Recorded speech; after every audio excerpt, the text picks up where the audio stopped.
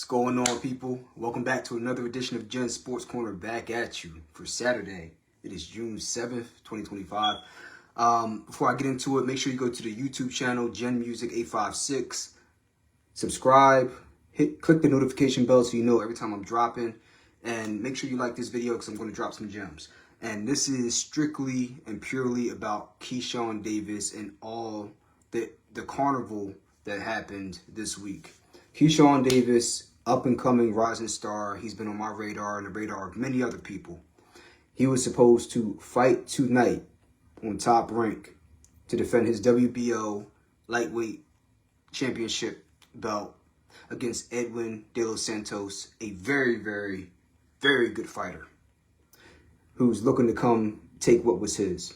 And instead of seeing him show up and show out in front of Norfolk, Virginia, his hometown, you know, everybody coming out to see him and his two brothers, DB3, him, Keon, and then Kelvin.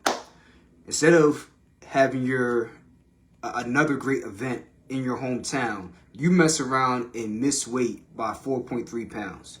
The limit was 135. De Los Santos weighed in at like 134.6 or 0.7. What do you think Keyshawn Davis weighed in at? He weighed in at 139.3 and made no attempt to try to cut weight, you know, a couple hours that they give you. Made no attempt. He said, I'm coming in, I'm going up to 140 anyway. Why would I go ahead and care about making weight? First off, these are my 3 reasons why this is a big deal. Unprofessionalism, okay? One, all this money that is tied into this fight. The promoters putting up fight money for the purses for both of you guys, as well as the people that paid money to come fly in, as well as the people that came out and bought tickets. And then look at the Vegas, all the money that's been put down on the money lines to bet on this fight. And now what are they supposed to do? Give people back their money, go through all that trouble? It's completely unprofessional.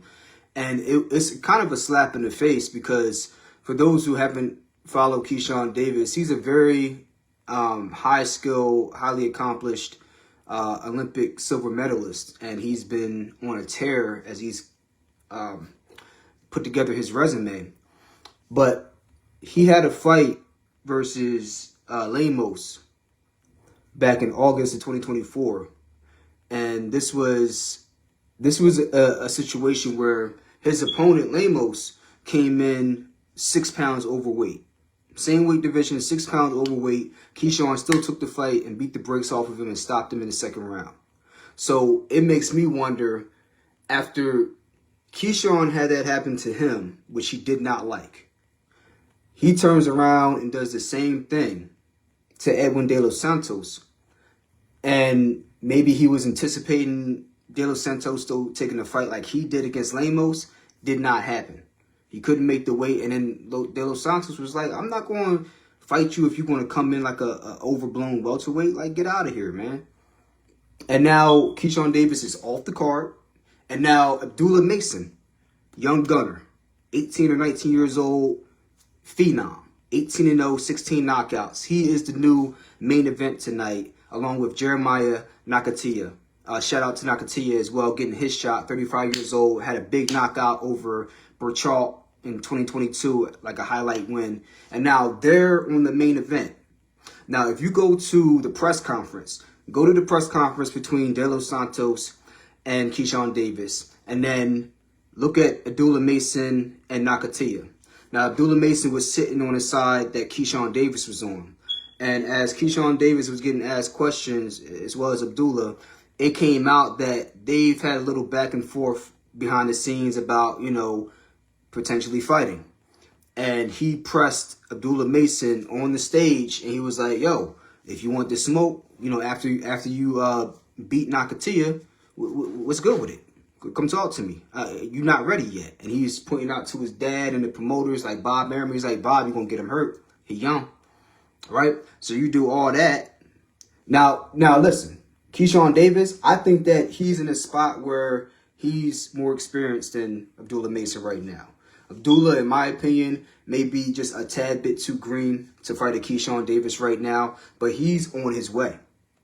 And instead of headlining this event and then talking trash and then figuring out things afterwards. Now you have the guy you were talking trash to headlining your event in your hometown. And then if he wins, especially in spectacular fashion, they're going to be looking at him as the guy. And they're going to be looking at Keyshawn like, yo, you bugging, bro.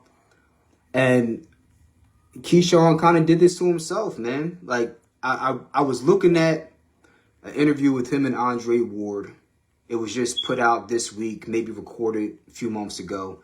And it looked like he was growing as a young man and as a person. A couple years ago, he got knocked for marijuana on a drug test.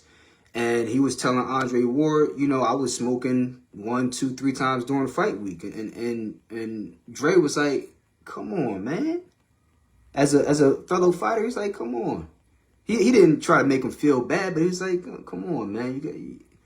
You got to tighten up. And it seemed like during the interview, Keyshawn, he did seem to learn from that event and some of the, I guess, immaturity that he had the past couple years. And I really like Keyshawn as a fighter. I like his style. I like his aggressiveness. I like his belief in himself. I think Keyshawn Davis has it. He has it to allow him to be able to become a superstar. But you cannot have this lack of discipline and focus. And it seems like it's becoming a habit. And I don't want to see him go down the same road that Adrian Broner went down. Because Adrian Broner was a phenom. Him and Bam Bam Rios, at one time, they were the next kids on the block. But Adrian Broner, as skilled and as talented as he was, and people forget that because they just seen all the nonsense he did over the years, he was a very skilled fighter at 130 and 135, like flash knockout power. And when he went up to 140, the years of bad habits and lack of discipline caught up with him, because all of a sudden he wasn't knocking guys out cold. He wasn't catching them with them shots that were having them on Bambi legs. No, guys were getting hit with some of his shots and they were standing here like, yo, that check left hook is cool, but it ain't the same as it was at 130, brother.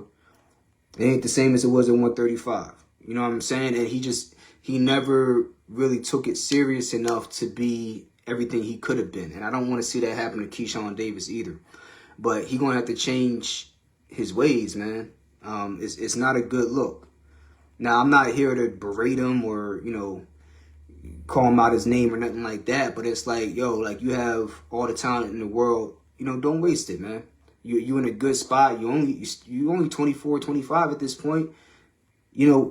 Take this moment as an opportunity to reflect upon and decide if you're going to take it seriously. Because it doesn't matter if you were already going up to 140 pounds. The fact is, you signed a contract to fight at 135 to defend your WBO title against Edwin De Los Santos, who put in a lot of time in his training camp to get ready for you. And now he doesn't have an opponent. He's lost a lot of money in training camp getting ready for you. He doesn't have a last-minute replacement. And now Keyshawn Davis, I'm pretty sure he lost a significant amount of money in that 8-week training camp getting ready. They have to pay the trainers. They have to make sure that they pay the gym bills. They have to pay, the things that they need to for the promotion and pay for the sanctioning fees for the belt. So you pay the sanctioning fees for a belt that you weren't going to keep, and which is fine, but like you wasted a lot of money and time, which you can't get back. You wasted time and money that you can't get back preparing for this fight, knowing damn well you was going to try to come in heavy. And I just don't see the point of it. So I hope he takes this as a lesson, because me personally, I would be highly upset if I sat back and watched the guy that I feel as though I can beat take over the show in my hometown, if that's indeed what happens tonight. Maybe Nakathila can pull off the upset and beat Abdullah Mason. I don't necessarily see that. From what I have, my brief breakdown of this new main event, I like Nakathila. He had a very good win over Pachal a couple years ago. And it seems like he has a long reach. He's 5'10". Abdullah Mason's 5'9". Abdullah Mason has a 74-inch reach. Nakathila They don't say what his reach is. I can't find it on the internet, but they said he had a long reach in the Petrarch fight. So I'm going to guess it's at least 70 inches worth of wingspan. So, but I don't think that he's quick enough, quite quick enough. And I think that there are openings to be had because he really struggled in his fight against Shakur Stevenson. He lost a 12-round decision, I think something like 120 to 107 to Shakur Stevenson in a previous fight. So, and I think that Abdullah Mason is on par or not far off from Shakur Stevenson in terms of his sharpness. So I think that Nakathila is going to have a tough task tonight trying to beat Abdullah Mason. And I'm still going to pick Abdullah Mason, but I think that Nakathila, he's good enough to give him problems if he plays his cards right. But I think that Abdullah Mason is going to win this fight. But let me know what you guys think of this whole situation with Keyshawn Davis. Because right now, his brothers, they have to show up and show out as well as they can now because, you know, Keyshawn, he not fighting tonight. So, you know, I wish the other brothers in DB3 the best tonight.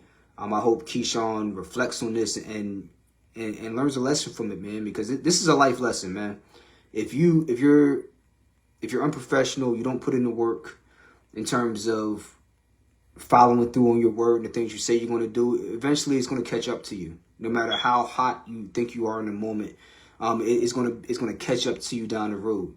And you don't want to keep having instances like this. It's not a good look. So let me know what you guys think in the comments. And I guess we're going to talk about the results of fight night tonight after everything's over. Hope everybody's enjoying the weekend and catch you on the next one. Peace.